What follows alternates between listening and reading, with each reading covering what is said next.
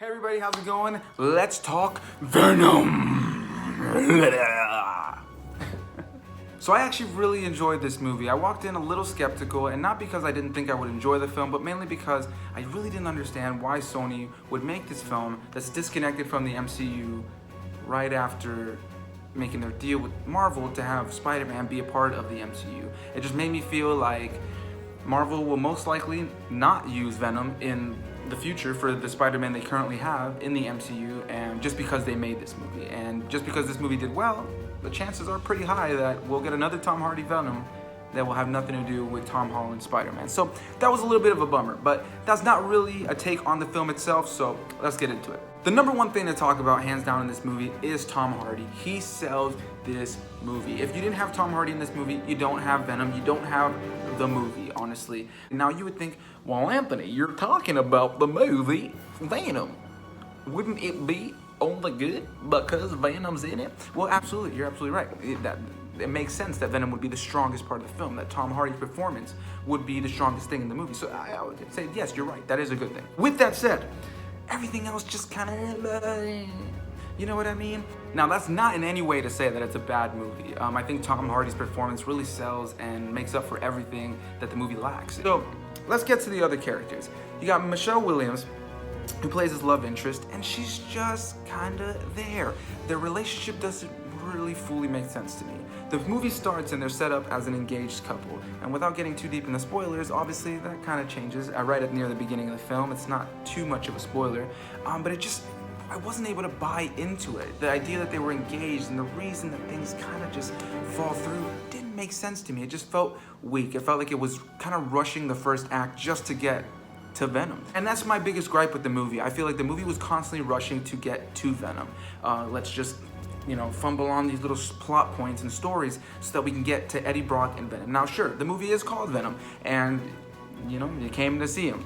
But at the same time, there should be able to be a story being built around it. And I think that the other characters really suffered from that, because you walk out of the movie caring about Tom Hardy and Venom, and that's it. You don't care about anybody else. You don't care about Michelle Williams' character. You maybe are interested about what's gonna happen in a few scenes, but you don't really care. The movie's over, and if you never see her again, you probably would not care.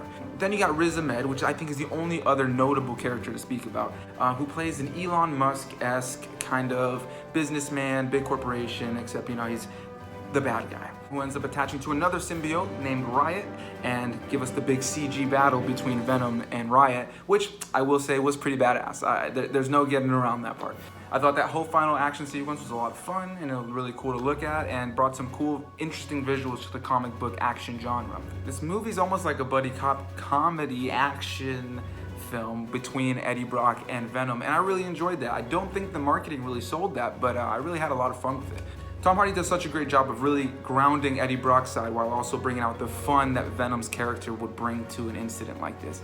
I think his performance is great, so if you love Tom Hardy and you like to see a great performance in a film, I would watch it on those merits alone. With all that said, let's get into the narrative. My biggest issue with this movie, hands down, was the story. I felt that it just kind of was okay. Had Venom and Tom Hardy not been a part of this movie, I think a lot of us would have felt, yeah, that was alright. It wasn't a bad movie, it wasn't a terrible movie, but it wasn't great and it wasn't crazy. There's a lot of really great action sequences and a lot of really funny moments, but all those moments really have to do with Tom Hardy's performance. If you were really to take out Tom Hardy and Venom from this film, you would just be left with kind of just a generic film, even if they tried to fill in that gap with something else. The other characters are just there.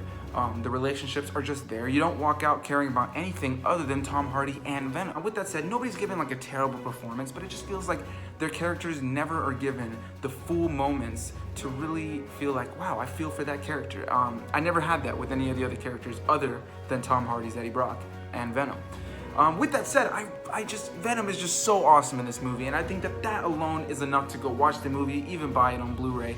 I think that if you're a fan of the character from the comic books, they take him in a different direction, but at the same time, very much is Venom, with a lot of new fun and interesting ways to bring him alive. I totally recommend this movie. I definitely had a lot of fun with it, and I will be buying it on Blu-ray once it comes out. I just wish that the story would have had a little bit more for me to gobble up. I feel like I never really got the chance to be attached to any of the other characters other than Venom. Growing up, Venom was one of my favorite characters of all time, not only in comic books, but just in general. I loved Venom. I love the relationship between him and Spider-Man and everything and all the tension that brought to the comics and the storylines that he's a part of. So walking into this, I think I was hoping for a little bit more, but with that said, I walked out pretty happy. I had a good time. I will be buying this movie. I think if you're a fan of comic books, if you're a fan of Tom Hardy, for sure, you should definitely check this out. I would say personally that this is probably one of his best performances. I don't think that he was given the biggest script to work on in terms of depth, but the way that he balances between Venom and Eddie Brock is just so well done. You 110% forget that he's playing both characters, but I think the biggest issue, hands down, is the narrative. All the other performances are fine. I think they were pretty good. I don't think anybody gave a bad performance. It was never a moment that I'm like, oh, what the hell? Now, I will say this. I was not expecting that post-credit scene. Now, I guess I kind of was, but I really wasn't. I wasn't expecting the casting choice. So if you've seen the post-credit scene, I will not at all spoil it for you, but if you have seen it, I'm curious. Comment down below. Let me know what you thought about the casting choice in the post-credit scene. I really also enjoyed, if you stayed for the second post-credit scene that shows about a good few-minute clip of the Spider-Man Into the Multiverse. So yeah, I really enjoyed that. It's got me more and more excited for that movie. I really kind of wish that they would have taken this Venom concept, even with Tom Hardy as the voice, and made it in the same animated style as Into the Spider-Verse. Venom could have really added to the animated world of this new Spider-Verse that they're trying to do, and I really am excited for that. I wish that they would have included him, but it's not a big deal. Maybe they'll include him somewhere down the line. With all that said, I definitely recommend the movie. I think if you're a fan of Venom, you're a fan of comic book movies, you're a fan of action movies, if you're a fan of sci-fi, definitely go check it out. Even if you're a fan of buddy cop films, there was very much a buddy cop vibe here between Venom and Eddie Brock, and that was probably one of my favorite parts of the movie, based on all the reviews I've read and everybody else I've talked to. It seems like that's really the thing that people are the most excited about. Also, I'm sure some of you were wondering, why did I choose to do this video next to this random workout equipment? The answer is, I have no idea, but I did it, and it's there. And yeah, I just felt like sitting right here.